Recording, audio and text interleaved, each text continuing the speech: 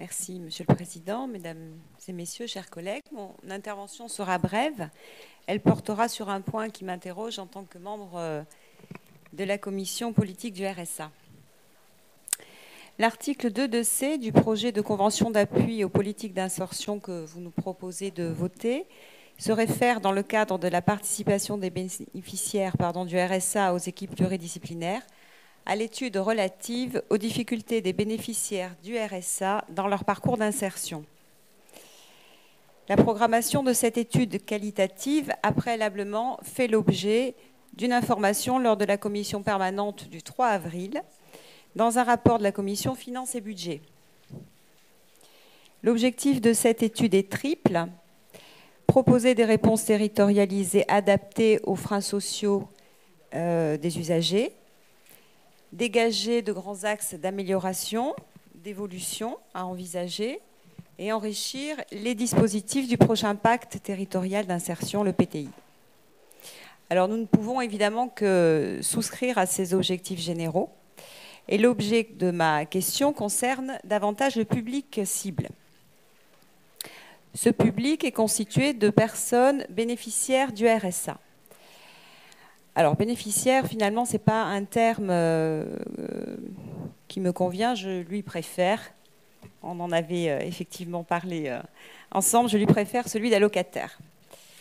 Ces allocataires du RSA seront issus de 9 pôles territoriaux et présentent une diversité de situations familiales, d'âge, de genre, de régime social, qu'il soit agricole ou général, une diversité de bassins de vie, rural, urbain, périurbain, qui devrait, je pense, garantir effectivement une représentativité significative. Et par ailleurs, il n'a pas échappé que ces personnes allocataires du RSA seront inscrites à Pôle emploi ou pas. La fiche technique indique, je cite, « Le public visé par l'étude est celui de personnes allocataires du RSA, inscrites et non inscrites à Pôle emploi, issues des 9 pôles territoriaux, etc. etc. » Alors vous l'aurez compris, ma question portera sur l'inclusion dans cette étude qualitative d'allocataires en situation irrégulière, puisque l'inscription à Pôle emploi est censée être une des conditions obligatoires pour être éligible au RSA. Ainsi que le rappelle l'article 2.2.1 du projet de convention, une personne allocataire du RSA est tenue de rechercher un emploi.